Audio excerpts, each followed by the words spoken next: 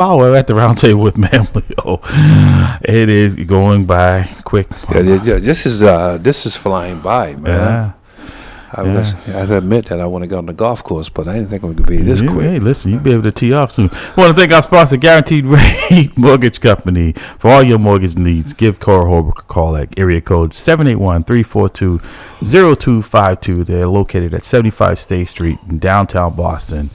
The zip code is 02109. 02109. Say, give Cora Holbrook a call. The branch manager, area code 781-342-0252. Guaranteed Rate Mortgage Company. Guaranteed to exceed your expectations. You know, before the break, we were talking about assimilation in America, and I just listened to the young lady saying that she is no longer attempting to assimilate in America. She is not going to try to shed her culture and to be able to assimilate into a world, you know, that doesn't want her. Yeah, that has totally rejected her. You know, it definitely helps her to be who she is. And on the line, we have Cliff, who was a guest here. In fact, he had reached out to us talking about just that, and then Jamal as well. So, gentlemen, welcome back to the round. Thank you. Okay, so before we took the break, we said, the question I asked, I want to hear from you first, Cliff. Okay.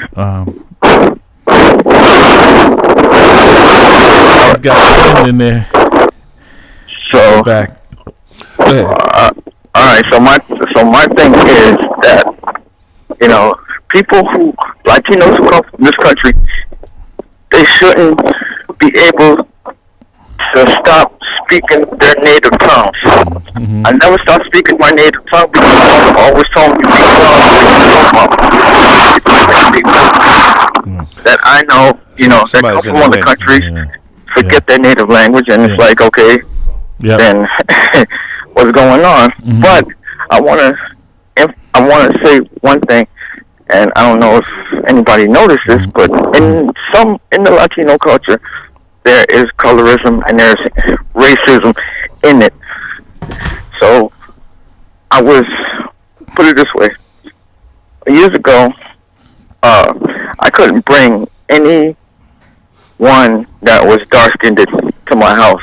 Wow, okay. Because my family was like, no, that's a no-no. Oh, okay. You don't bring nobody that's dark-skinned to the house. Mm-hmm. And I brought this young lady at the time that I was dating, brought her to the house. Oh, I caught a whole bunch of things from my family, like, why did you bring her here? And that's not how we do it. You could have picked somebody that was light-skinned, and I was like, why does it matter? Mm-hmm. I mean, the person had a great heart, but why does it matter? Mm-hmm. And from then, I was like, you know what? If this is what it's going to be, well, then maybe I'll probably date light-skinned girls just to please my family. But then I lost my identity because why do I have to please somebody if I like somebody and if I love somebody? It doesn't matter what skin tone they're on, what color they're on, as long as the person got good heart. But in my culture, that's a no-no. You don't bring nobody that's dark-skinned around because it's like, okay, why did you bring that person around? And like I said, some of my family members are light-skinned, some are dark-skinned. But my mother's side are very light-skinned, so it's like they're more accepting. If you're like a quarter shade of white or something like that, you'll be accepted. But if you're a quarter shade of dark, be prepared to be talked about. Right. So it just goes to the point we were talking about, these cultural wars we have even amongst ourselves, right? And so Dr. Bradley would not have been accepted else. And Jamal saying, that down in Atlanta, he was too light.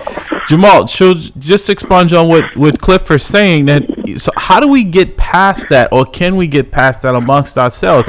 Because what stuck out with me was one of the issues I had when I was president of Mamleo, Dr. Bradley, and I'm sure you've experienced the same thing as your time as the head of the leadership there, is that even within our own folks, I was fighting this battle of the cultural, was that I'm like, look, celebrate your diversity in who you are, But at the end of the day, we have to rally around, because the common issue and the common problem is not us, but we're fighting amongst ourselves, because we're being told that if you don't associate with this segment, there's a better opportunity that will embrace you, knowing that that's not the case. But yet we fall into it and we spend more time infighting. But that's how you continue to perpetuate racism. You get the people themselves striving to be accepted. Yeah. So they start to internally be racist against themselves. You know what I mean? Because they want to be so much like you that they repudiate the very appearance of anyone that doesn't look as good as they think they are, because they're closer to that particular ruling culture or ruling group. So it's crazy. Jamal, how do we move past this, or are we able to move past it? Because I don't see it. I see it actually permeating even more. Well, look, it's like every problem we have. Look, it's like obesity. How do we beat the obesity problem? Well, some people are going to eat better and work out, and other people are not going to. Okay. They're going to die with a Twinkie in their hand. Okay.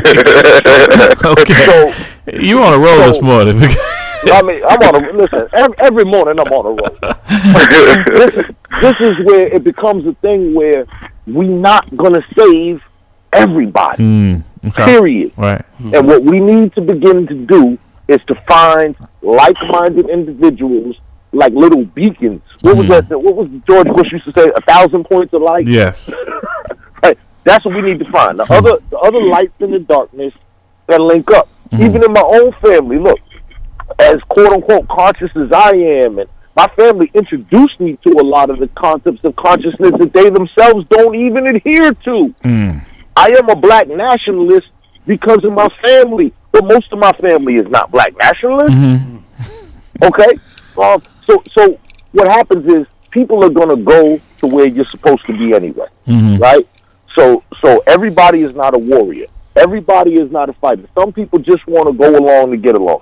And a lot of these concepts which I'll talk about, and I'm trying to put psychological thing into it, what Dr. Bradley just said about, kind of like this inner competition to like win favor.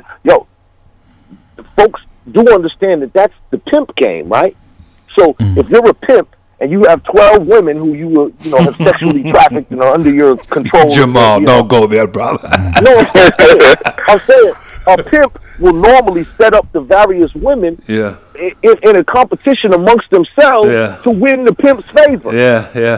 Who can be the greatest abused to win favor with the abuser? How sick is that? And that's exactly what we are trapped in racially and culturally in America. We're trying to be the best abused to our abuser, and still not focusing on self. If black people in this country, if Latino people in this, and see, I don't even like those terms, because black, what is black? You got every nation in Africa. You got Haitians. You got Jamaicans. You got your Panamanians. Black and Latino intersect. Okay? Amen. So, you got a white Spaniard, but then you got a brother from Panama or Cuba who's darker than you, Dr. Bradley. Amen. So my point is, if we, black, Latino, Spanish speaking, that's another weapon in the arsenal. You speak another language? Word. We're gonna use you for negotiations. Now we getting international. And the Asians and all this. And if we, black, Latinos, and Asians linked up, we would take over the world overnight. Wow. Cliff, I'm going to give you the final word on this subject, and I want to pivot. Oh man, Jamal said it all. I can't compete with him this morning. I don't think many can. Right, any morning, right? Not just this morning, but any morning. So Jamal is in class by himself. But well, my final thought is that it has to come to an understanding of people's culture. Don't assume people are this way and then talk about them. Like I said, I had the jokes right in front of me. I had it like word towards like, okay, I'm just playing. No, you're not. I mean, like, you're not. Just do your research. Do your history. Do what you have to do. You know what I'm saying? But I'm trying to do something, and I hope my brother Jamal will help me with this. I'm trying to put together something that could bridge the gap between African Americans and Latinos, because 9 times out of 10, they don't understand each other. Well, I think Jamal already had the answer for that. Rice. That's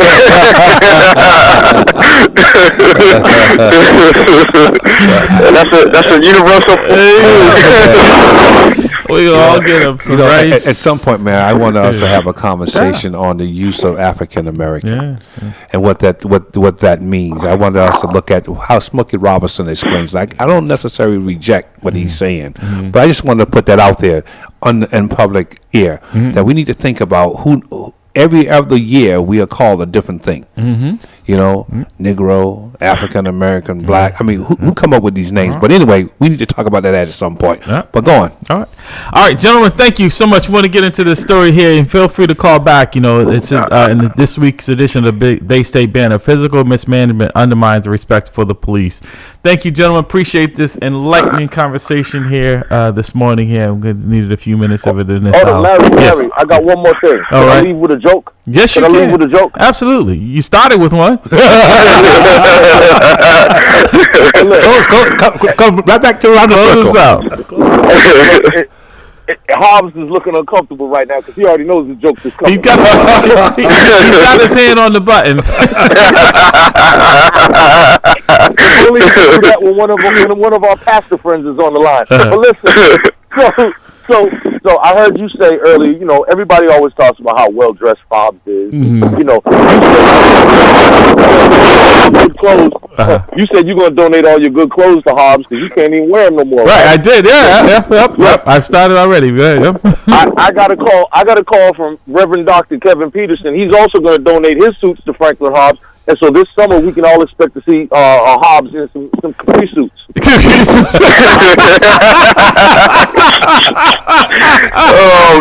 Oh man, God, he got you.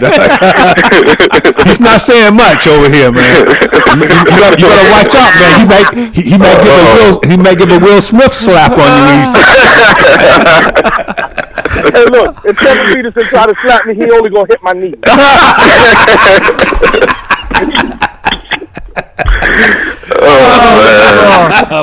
Jamal, you got let him go, man. Let him go. All right, Jamal, thank you so much. We got to get you guys in the studio. Right. Thank you, Cliff. Thank you, Jamal. Thank you. I love you. I love you too. I appreciate it. Jamal, man. So what he said is going to be a knee-jerk reaction. You can't make it up. You can't make it up. Listen, he saw this game on. Man. So, Dr. Brown, I want to get your take on this article in this week's edition of this week's Bay State Banner. It says, physical management undermines respect for the police, by Melvin Miller, and reads as follows. Criticism of the police that gets the greatest attention is over police violence, particularly against blacks. But there has been another long-standing accusation that police are intentionally inefficient. Exorbitant police salaries are customarily increased by fictitious overtime payments. However, the Boston Police Department has been able to reduce overtime payments by almost $6 million in 2021. According to department records, overtime payments were $78 million in 2020, but they declined to $72.2 million for the 2021. This is an encouraging decline, but it still amounts to 18% of the $408 million paid to the police last year. The police cite as the reason for the savings that there were fewer public events requiring police security because of the pandemic.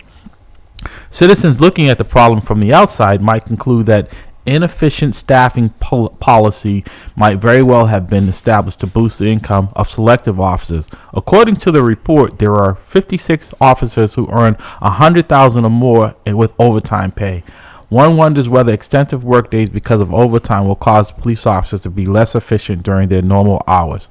The response of the patrolmen using to the overtime payment system is to hire more officers. Indeed, that might be necessary, but first the mayor should engage consultants to propose policies to establish more efficient policing systems. Many citizens have lost confidence in the integrity and efficiency of our metropolitan police departments. The development of a managerial efficiency will help to restore that confidence. So your take on it, Dr. Bradley, because it goes to what we were talking about in the 7 o'clock hour about more policing. Boston Police Department, people don't know, Dr. Bradley, historically was around 3,500 officers, and that's where you had more officers for walking. That has declined, and really, as to your point about the decline, meant that, okay, I can't have these walking officers people want in the area because they can only go so far, right, in distance. So if I have less, then I have to try to be more efficient. So that meant now we put the officers back in the cars and like I said, the rapid response, responding to calls, and not the proactive approach that you talked about. Well, I think to address the overtime issue in Boston PD or any police department, any organization, you have to take a holistic look at the entire issue. I think, for instance, one of the problems as a commander who ran a Boston Police unit, 911 center, I had a particular overtime budget in addition to my regular budget, and I often exceeded that overtime budget because of the fact that I had to have a minimum amount of staffing. Right. So negotiation in your contract is one of the ways that you can look at the overtime budget from through that lens. All right, having overtime to sponsor or to fund special events or those events that are just coming up that you have no control over. You couldn't foresee what was happening with after the George Floyd situation. You didn't even know that was going to happen when you're sitting down to do your budget, right, when you're allocating funds. So there's a lot of variables there that's beyond the control of the police department. But however, those areas that you can control, like minimum staffing, where you have to have an extra amount of officers, an extra amount of personnel, and if you don't have that, you have to go into your overtime budget. And then coupled with lack of personnel, you just don't have the people, right, and what are the procedures for hiring new people? For instance, I was very frustrated as a 911 center director because it would take me from the point of interview and to the point of having that butt in the seat. It was like 6 to 7 months. Wow. So that problem still persists. And it's still a problem. I think it's gotten even worse. So in the interim, in the meanwhile, you're spending overtime to cover that position, but you have already identified someone who has gone through the scrutiny, gone through the review, gone all through the testing, and the background checks, all that's done, but the person can't get into the seat because only one person at the hall is dealing with it, and that individual was on vacation for 3 weeks. You know what I mean? Right. So that's the problem. So how do you streamline these practices and these policies so that you can get someone in the seat as quickly as possible? 617-282-0685, 617-282-0685. You're listening to At the Round Table with Ma'am Leo. I'm your host, Larry Ellison, along with my brother from another, Dr. Bradley, and our crack status engineer, Pastor Hobbs. Pastor Hobbs, he's sitting there. He's not saying much, man. He's taking it all. You know what I noticed, though? I know you're going to go to the break. What I notice here is that when he's dressed, he's much more loquacious, much more talkative. You know what I mean? Always interacting, always, and you know what I mean. But when he's like in his normal, leave me alone, stuff. I'm gonna sit here with my mask on. Don't you say anything at all. Don't bother me. Don't look at me. I'm gonna say a prayer and that's it. Right. He gonna hit you in the knee. Watch out. Watch out. Will Smith. Watch out. But no, folks, you want to give us a call, 617-282-0685. We'd love to hear your comments on the 617-282-0685. Dr. Bradley, you said a lot. You said a lot there. Let's unpack some of it, right? Because you're right, is that policing is unlike anything else. It is. You cannot control this. I don't care how well you try to. Like I said, it's just unexpected things. For instance, if there's a shooting that happens at 3:30 in the afternoon and your detectives get that call, they can't leave it at 4 o'clock. You can't even pass that on to the people coming in because the continuity of it is that once you get it, you own it, and things happen. So now you're also holding over that personnel from the day shift. Exactly, and and they're there. You just can't leave those things. And so there's a lot of unexpected. One of my students asked me a question about policing a couple of weeks ago. as relate to certainty and surety. And I said the only thing certain about police is the uncertainty itself. That's what it is. Right. Because when you're sitting down, and I have been in a situation where you're doing the line item. In Boston PD, we do the line item budget approach. So when you're doing your budget and you're kind of applying money to each piece, you know, you know that this budget is going to be busted. You know what I mean? Right. Within a certain amount of time after you have entered into the new budget, into the budget year, because you can't control those variables. You can't control those uncertainties. You know what I mean? And so, for instance, a good example in the 911 center for me was what's happening on the 4th of July that will spill over into the 5th or the 6th of July. That's going to require me to, hire additional staff. It's going to require me to hold the dispatcher on overtime to deal with the reporting requirements, all those things that are necessary, that are appropriate for that type of job. To that point, when you took over and you reorganized and reshaped the operations, it went from police dispatchers to civilians, right? And that was more about trying to get more officers out in the street because there was no real cost savings. It was negligible, the amount, the difference between, like I said, because overtime is overtime. And even now we're seeing that they have to hire dispatchers, right? Like I said, the training, and when you lose them, there's a huge impact there because it's not like you can just grab anybody off the street, no, you can't. Bring them in there for 2 weeks. The training itself is lengthy and extensive for someone to take a 911 call, dispatch, even the 911, the call takers. So with that, the savings that people thought there was going to be monetarily, it just never came to fruition. Well, I think one of the impetus among many to remove police officers from the dispatch position was the fact that the city of Boston was entering into that Quinville arena with most of the police departments around the Commonwealth who are actually in it. And where you have, for those listeners who may not be familiar with the Quinville, there's it's an education incentive for officers who have a associate's, bachelor's, or master's degree. And so at the time, Menino said, listen, we're not going to pay that kind of money to officers to sit on their butts, for lack of a better term, and push buttons. They're going to have to be out in the street. Which and then that, being that I had a degree in computer management and how to manage those centers, I was the ideal person to do it. And that brought on other issues, you know what I mean? Other, such as having a target on my back. But that's another conversation. So in terms of realizing different benefits as relates to overtime is overtime, but one of the issues that I had with the union was that you're going to get somebody killed because these civilians can't do the job. I was like, excuse me, they're doing it in New York, they're doing it in Atlanta, they're doing it in Baltimore, they're doing it in every major city except Boston and Milwaukee. And so what's the problem? Even locally here. So what's the problem? I don't get it. So did it realize a savings? Negligible. I'll be honest with you. But it's not who you're putting in the seat. It is what are the terms of your contract? What are the terms of your operational procedures that actually generate overtime expenses? Before we take these calls, I wanted to, but it goes back to what we were saying earlier in our 7 o'clock hour, and we alluded to, is that because of requirements, even for dispatchers, civilian employees can have to live in the city. If you're a civilian employee of the city of Boston, you have to live in the city of Boston.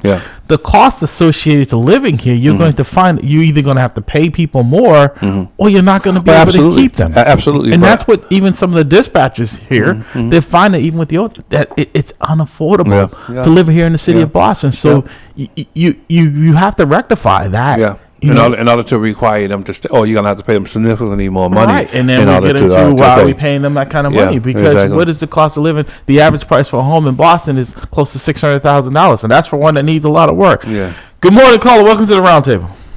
Good morning. Good morning again. Yep. All right, Jamal, go ahead, and we'll grab Dick. Go ahead, Jamal. Yep. No. Go. Let him go. Okay, first, go ahead, Dick. Already went. Yep. Go ahead, Dick.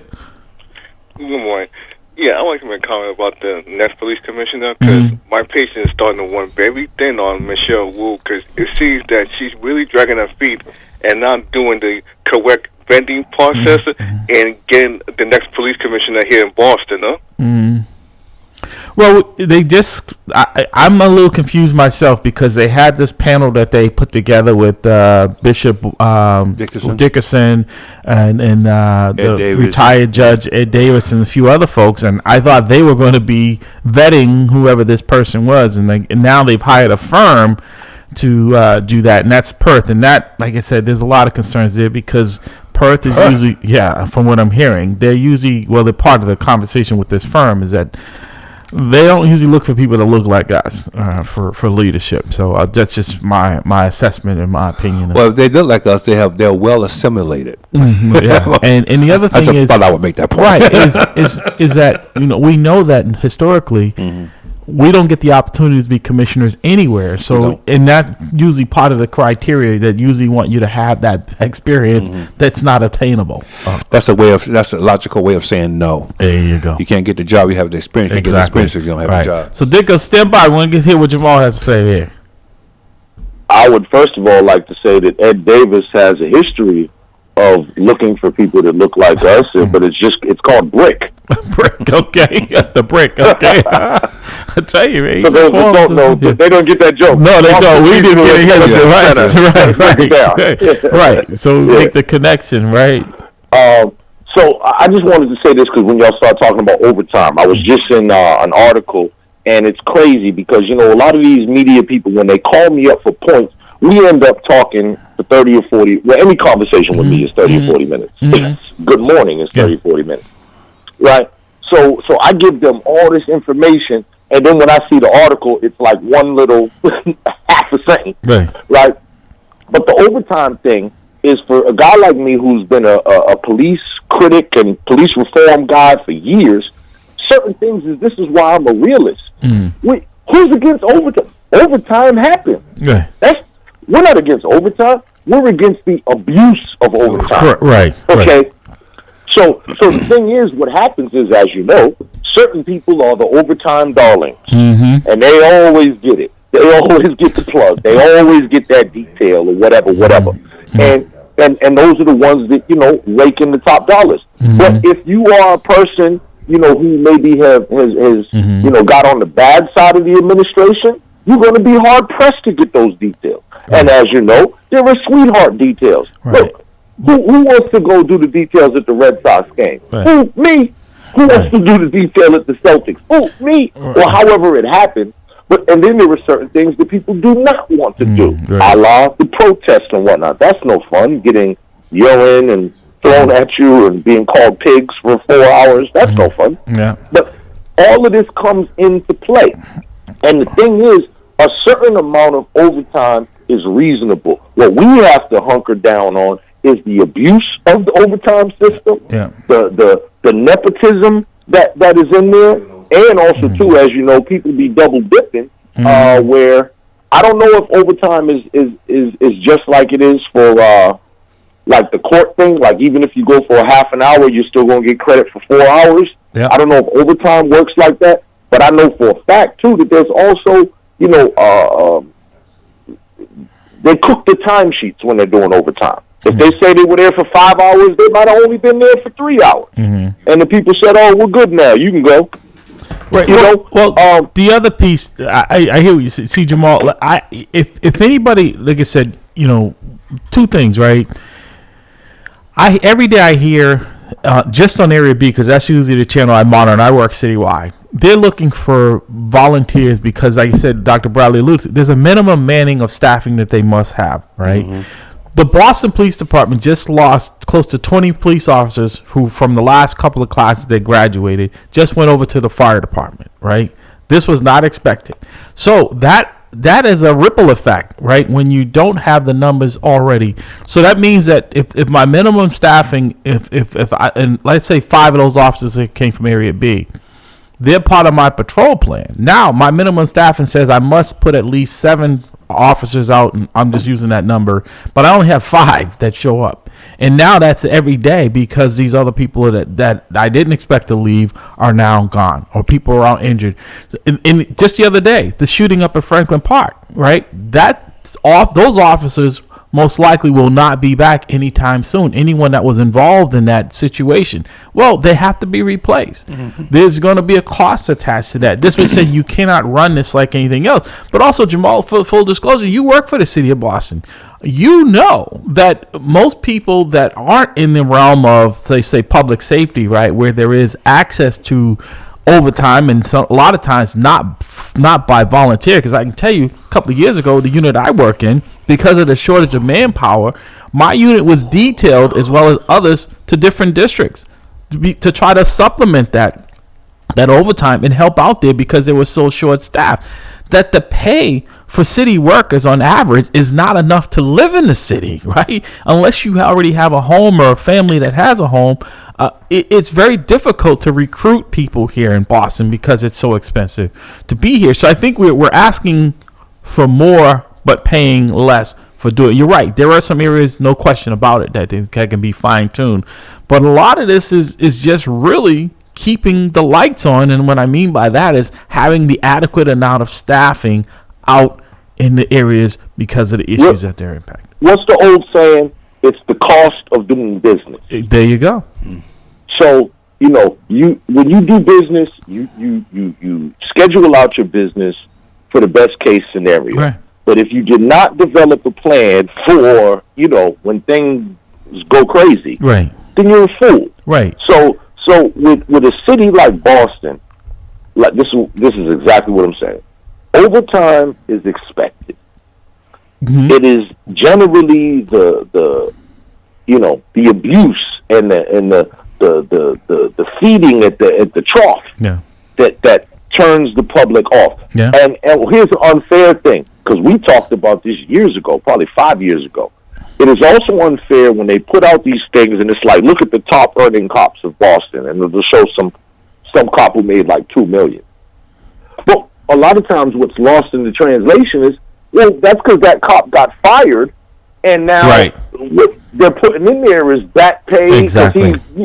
Whatever, or she got. Right. So a lot of these top earners are top earners because of past misdeeds that they are now getting settlements that they are now getting compensated for. Yeah. So that's also a flaw in the data because they should not compile that the same as those earnings they do the overtime earnings. Yeah. It makes it look like, oh my God, some cop made $2 million this year. You're a great point, because we've seen a lot of those lawsuits that even at Mamlin we brought against, and those are in there.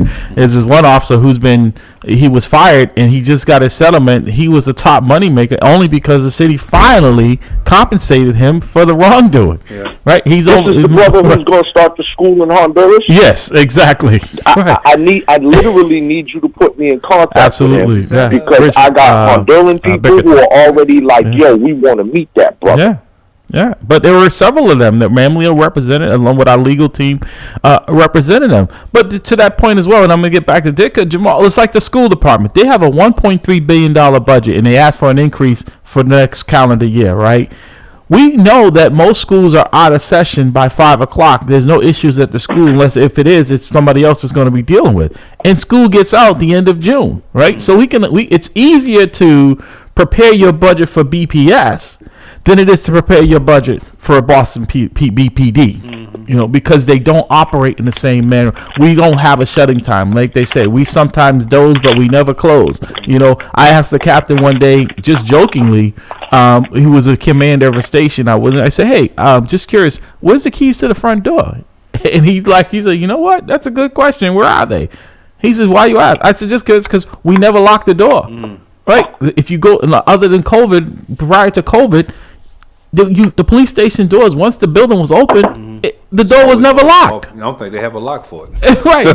No one knows where the key is. Exactly. Because it's never locked. But you go to any school building unless the custodian's in there, after a certain hour, it's shut down. Today's Saturday. It's closed. It'll be closed tomorrow. There's no one in those buildings. The alarms are on. That's not the same in the police department. And when things happen, you can't expect people to work for free. If I'm supposed to finish at 3:30, but I'm tied up because a shooting or something major happened, and I've got to stay. It's going to cost you. Like Jamal says, cost of doing business. Yeah. Dicker, you wanted to say something? It sounds like the Boston Police Department is completely messed up, and they need to get with the 21st century. Yep. Well, I wouldn't say it's messed up. There's room for improvement, yes, but I think there's, like as Jamal alluded to, there's a lot of misrepresentation of the cost of the overtime. If you went inside the like if you could look, details is something for the most part you don't have to do details, but I can tell you myself, having been, and I'm going to say, a victim of forced overtime when I was being assigned to another area that I wasn't assigned to, and every like clockwork, Thursday, Friday, Saturday. They couldn't get Saturday because I didn't work weekends. But from Tuesday on, we were getting ordered to work. Your wife, Billy, how many times has your wife said, "Honey, I'm not able to come home"? Frequently. Was it because she wanted to work? Yeah, no. It's like she'll call and say, "For the night, you're on your own for dinner, brother, because I can't. I got to order. I got to work." But one of the things one of the thoughts that I had as you guys were speaking is. My frustration as a commander in Boston was the fact that my mid-level managers, my lieutenants and my sergeants and my captains, did not have a clue about managing a budget. They got those ranks through going through this process of reading and regurgitating, but they did not have a clue about how do you run a business? Because regardless of policing is a business. Right. There's a business element associated with that. But we don't treat it as such. We don't treat it as such. If we run our business the way that we run policing, we'll be out of business within 2 minutes, if that long. If we didn't have the taxpayers to put the bill. That's my point. Right. So what we need to do here is that we need to do a better, that's why I said we need to have better practices. We need to do a better job as it relates to putting stripes and bars on folks who do not understand how to manage their money. Right. We need to do a better job with that. I take your point, but I think also maybe we need to, like you said, when we went to civilian dispatches, maybe in some areas where I think we're good at policing, but a lot of us don't come on this job with the expectation of having to deal with budgets in the way, like you said, you get to a certain level. But exactly. When you get to a certain level of management, you have to understand how to run a budget. You have to understand how your overtime budget should operate. Right. But again, it goes back to we talk about what's the training that's being offered to these We don't folks. offer that. That's where I'm going. Right. We throw people into it. We throw people into it and say, okay, you learn through osmosis. You don't necessarily know, we're not going to train. When I went through my training, when I made sergeant and back in the 20th century, when I made sergeant, I was like, okay, so what is this? What are the do's and don'ts? And they assigned a sergeant. I said, well, but at some point I'm on the desk as the DS, which is a duty supervisor responsible for the district. I have to make a decision if I'm going to hire overtime or not. So where's the budget? I had the training on the budget because I had gone through a business program. Yeah. But no one trained me. Right. I had to actually explain to my colleagues who are replacing me as that this is what we have for a budget. This is what we got to do. They didn't like, okay, Sarge, I didn't know anything about that. Right. We got to do a better job as training people to do the job. So Jamal, Bradley. go ahead. Yeah. So I was just going to say, so Dr. Bradley, right, you are such an unfair example because you are a defier of multiple stereotypes, right? Yeah. You're supposed to just be a dumb cop. You see? So therefore, everything else, this is almost like, y'all remember the cartoon G.I. Joe? Mm-hmm. Okay, so in G.I. Joe, everybody had a specialty. There was the ninja guy, there was the computer guy, there was the underwater guy, there's the in the sky guy, whatever. See, with police, everybody is not coming with a business sense. Mm-hmm. You were already an intellectual when you became an officer. Mm-hmm. And then as you were an officer, you continued to pursue your intellectual pursuits. Mm-hmm. And then henceforth, why you are now Dr. Bradley. Mm-hmm. Everybody ain't a doctor. I hear you. Right? There's some people who enter the Army, and look, they're like, look, I want to be in the Army, but all I could do is cook. Great, you're the chef. we're gonna put you in the culinary division. Okay, you ain't never gonna have to bust a gun or nothing. You're gonna have to go through basic training, so you get the basic fundamentals. But after that, you're a chef or you're a radio guy or whatever it is. And so, unfortunately, in places like the Boston Police Department, there's an unfair thing where when you see a cop, you think that all cops are the same, and they ain't. Well, so even like Greg Long, I didn't know Greg Long was a lawyer. Yeah, a lot of people don't. Yeah, right. Who knew? He looked like he looked like he would have been a basketball player that had a knee injury. You know what I mean? Right. So who knew that these people have whatever they have? And so what I'm saying is that he, as a commissioner or acting commissioner, not acting, doing, as a commissioner, he has a different perspective than, let's say, Willie Gross, who is not a lawyer. And this is what I mean. So just like the public wants to not be judged like with one broad brush, we can't do the police. Dr. Bradley is not the same cop as, all these other cops. And there's a difference between, as you said, the business model, the policing, and I don't mean the business where people be like, yeah, we know they just lock black people up. That's not what I'm talking about. But the business model in terms of actually moving human resources and, knowing how to move other resources, vehicles or whatnot, or monitor hours and staffing, that is the skill that every muck who becomes an officer, of course, doesn't have. They don't, when they come out the academy, that doesn't automatically make them an intellect. A lot of these people. But here's where I guess, where there with this current administration with Mayor Wu is that there was an expectation, and people say, I know it's still early, but Boston Police Department has not had a reorganization. I can't recall when they've had one. And putting those right pieces of the puzzle, because if the puzzle is put complete and put together and the administration at the top, that trickles down.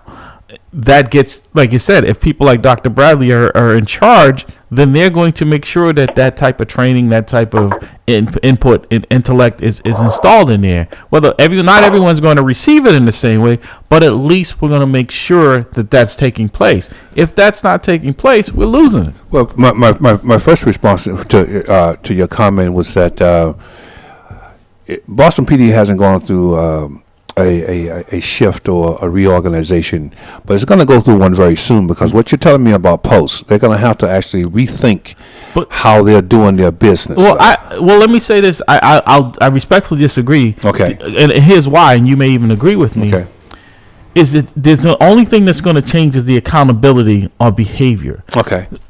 What the things that need to take place on the front end so that there isn't as much accountability. Okay. That is up to the police. The post has no oversight in that. We are only capturing and trying to put things in place to make sure things that don't happen, and with the training. Okay. But if you don't have your department on a day-to-day, we're dealing with the fallout of that. So there goes my point. My point is that post is going to be the impetus behind changes that have to be orchestrated by and not manipulated, but managed by a competent leader.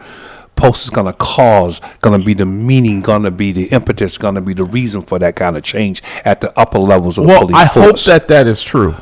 But I just don't have that type of optimism that I don't see how it's going. I don't see how it cannot be. And I'll be honest with you, because I think when the state come back to say it will be on accountability. Yes, where before people were able to get away with things of who they know because it was still in the hands of the police department. And what I'm saying is that one piece of accountability is going to be the source for other changes, though, within the police force. I hope that is the case, because it's not going to be able to run effectively without this kind of change. As you alluded to earlier, and I will get back, is that there is nothing that holds those people accountable. Now the accountability is on you, right? Yep. So it's your license that's on the line, not your department, right? So but my point, I hear you. I hear you wall to wall, treetop tall.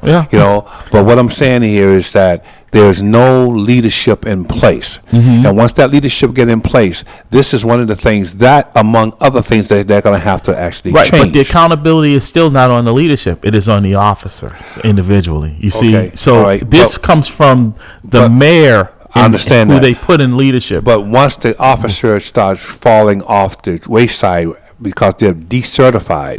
The accountability is going to be on leadership to get those officers recertified. Because other than that, you're going to kill your overtime budget. Right. All those things that we're talking about is going to be a problem. But I can tell you from what I'm seeing up close, and not just in Boston, I'm not seeing that sense of urgency to transform. Okay, I'm just being honest with you. Larry, you're breaking my heart, brother. Dick, You're breaking my heart. what would you like to see in the new police commissioner? And see, I think people put a lot of emphasis on the commissioner, but I think, and then Jamal, I want to get your take on this as well, but I think it has to expand out to their command staff, right? And putting the right people in place, because one of the things that we pushed and Mayor Wu committed to was putting the deputies back in charge of the district station. Because absent of that, you will not see anyone right now currently of color running any district station or female. There are none. Zero. Zilch. Dicka? Right back to that point, huh? That never. I'd like to see the next Boston Police Commissioner who has been in the Boston Police Department, that knows the city and knows the community like the back of his or her hand. That's number one. Instead of bringing in another outsider like Commissioner Ed Davis or whoever. That's number one. Number two, there should be more accountability on having a leader who knows what to do and what not to do, and to punish those who abuse their system, whether it's overtime or police commissioner's own power. So if you had a choice and the mayor asked you for your input for the next police commissioner from inside, who would that be? I would say someone that would be like a man or a woman of the community, a person who's... But I'm saying, if you felt comfortable, identify who that person is. It would be not someone that's not like someone in their 50s or 60s, but someone in their mid to late 30s to early 40s. So Right. No, I'm not talking about defining the description of the fired, individual. Dr. Bradley. I said the same thing, Jamal. Right. Won't be me. Right. Who would that person be? That's my question. Is that, do you have a relationship with anyone in law enforcement in the police department that you think would be the perfect individual in that role? If you don't, that's fine. But I'm just asking you because my point is that I think we have to be very specific in our choices in who the leadership, not just the police commissioner, but the leadership in general in the Boston Police Department. First of all, the police commissioner doesn't necessarily. In fact, the police commissioner is not a sworn police officer. No, right. That person is a civilian, even if he were an officer or she was an officer prior to getting appointed or being appointed as a police commissioner. They have to relinquish their position as a police officer in order to occupy that office. Right. So then you have the chief of police, who's the highest ranking 5-star superintendent in chief in the city of Boston. And most people don't know that the chief makes more than the police commissioner. Yes, So yes, if I was, I'd rather be the chief rather than the commissioner. I'd rather be the chief. Yes. So that is the chief of superintendent in chief, right? He's the highest, or she's the highest in Highest paid, yeah, highest paid. salary. But so I say all that to say that it is perceivable, it's possible to bring in a police commissioner as a civilian and have the operation of policing run by the police superintendent in chief. And the two of those individuals put together a command structure that would be one that, number one, have people who have shown competency in the area of command. That is the major problem. People are occupying the position who have not a clue what it is. And I understand the Peter Principle. The Peter Principle says in business that ultimately you'll be promoted to a level of incompetency, that you're not going to know what's going on. People around you will know it. But in policing, it is critical that your commander, like for instance, and I'm using me as an example because that's the only one I can think of. I knew 911. I knew how it worked. I had already exercised moving a 911 center without shutting it down as a part of my competency to get my degree in computer system management. because I knew how Yeah. to do it. Yeah. So it was not although everyone thought it was miraculous. How can you do that? I'm like, man, this is easy. All right, but you need that level of competency. Who understand community policing? Who's going to run your Bureau of Field Services? Who are going to be, intellectually enough to stretch the box of thought to say that, you know what, maybe we need to look at dealing with the unresolved shootings, or dealing with the shooting that, that's not homicide. Right. So we can Like get the to the homicide. Philadelphia Like the model. Who's going to be that creative? Right. Because they have been in the business for so long, they understand how the intricacies of the business But work. there's been no push because the status quo has been enough to get you in there and just keep you in maintain. Or the commissioner is a friend that plays hockey with your, and this is all that kind of, all those kind of extraneous relationships Right. that are actually, causing him to make a decision, or her, that you're going to be the person that they're going to bring on the staff. All right, Jamal, final words. We're going to let you guys go. Man, we've almost wrapped it up here. Final words from you, Jamal? Yeah, it be going too quick. So I just want to say, my brother Ditka, I disagree with it being an insider. So for me, a good commissioner I would prefer to see an outsider, an administrative person. Now, when you said I don't want an outsider like Ed Davis, now there we're in clear agreement. I want an outsider, but not like Ed Davis. Right. So meaning I want somebody who has a little bit more of an administrative approach to law enforcement in that commissioner seat. As they just alluded to, I do believe that the superintendent in chief, that should be has to be a person from rank and file who is known and all that. The problem with, I think, having a commissioner from internal is, as you said, Dr. Bradley, play hockey with your kids or whatever. So you have the problem of familiarity, where I've made friends over the 30 years that I've been on the force to be the commissioner, and I've also made enemies. So yes, my kid plays hockey or basketball with this kid, but also too, this guy over here, he's a jerk, and I hate him, and he'll never do anything but do parking tickets. And see, that's the problem, because they come with great friends and people that they've hated since the academy, the people that picked on them or whatever it is.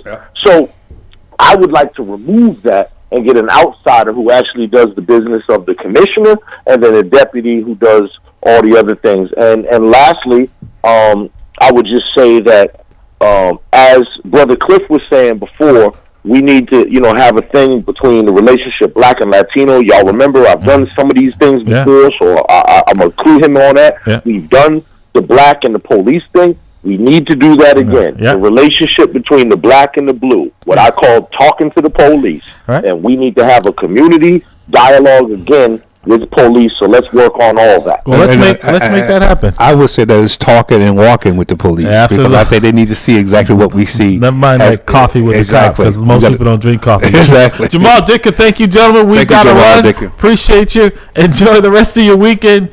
Jamal, let's sit down with, like I said, Cliff and others, and let's make that happen, brother. Appreciate you. You gentlemen be safe. Enjoy this weekend, rest of the weekend. Be blessed. Yep. Bye. All right, take care. Jamal, thank you, sir. So, man, Dr. Bradley. I mean, it's going by fast, man. Your 3 hours, you won't even miss your tea time here. I'm going to have to go to the range and see if I can group my new clubs, man. But I hope that these 3 hours have been enlightening, informative. They have been. That I'm sure that there'll be people stopping me on the street next week when they see me saying, Dr. Bradley, is definitely on his game. Well, we're trying to do the best we can do with what we got. You know what I mean?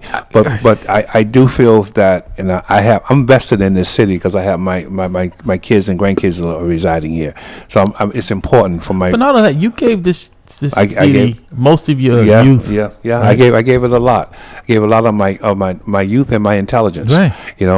So I did make my mark on the police department. I left it better than I found it. There's no question about that. But the point here is that it is critical that we get someone in that office, in the corner office, that understand not only policing but also management of a policing organization. How do you administer that organization? Because there's no such thing as the bottomless bucket of Right, money. You know what I mean? right, right. That's the limitations. But also, I think as well as is that the exams are not always the best predictor the best predictor of people's performance. leadership, because we Yeah. know this job is mostly, it's really, if you can motivate people and people buy into it and believe in you, that's probably 80 to 90% of the battle. The other stuff you can train people to do, It's but if about- they don't believe in the person Yeah. with the message, and they really don't, they know that you just got there because you wrote memorization. I think people are moving away from No, that. I mean they won't follow you. You No, know what I mean? no. I mean, you have following by autocrats because of fear, Right. and following because you Yeah. volunteer. Right. To follow because Right. you volunteer to follow those people you respect. Right. You follow you follow those individuals you are afraid of because Right. you'll lose your job. Exactly. That's a whole different level. Right. You know. So before we go, remind the folks that the Mamleo workshop, first time home buyers workshop, has been postponed until next Saturday, same time as been on the flyer. If you've already registered, you don't need to re-register again. Just show up again. That'll be next Saturday at Mamleo headquarters at 61 Columbia Road. Dr. Bradley, any closing remarks? I think I said a mouthful. Hey. You know what I mean? To be honest with you, I'm like breathless with anticipation to get out here and hit a couple of golf balls. But nevertheless, Right. you know, I do hope that the city, I hope that I should say that because the mayor is taking her time and trying to find the right individual. I hope that's the reason. I hope that's the reason. I hope we can look at it as, you know, this person can come in and do a great job. I have a certain name that I keep hearing, that's Bailey, Bailey, and I think that's what we're gonna end up getting as a police commissioner. We'll see. All right, folks, you've been listening to At the Round Table with Mamleo. Dr. Bradley has hedged his bets on who the next police commissioner is. We'll see if he's wrong. I'm just saying. All right, we'll see you again next Saturday, God willing. Until then, Be blessed. If your money's so long, while your dog's in prison, while your baby mom's stripping, while your mom's still living in that same broken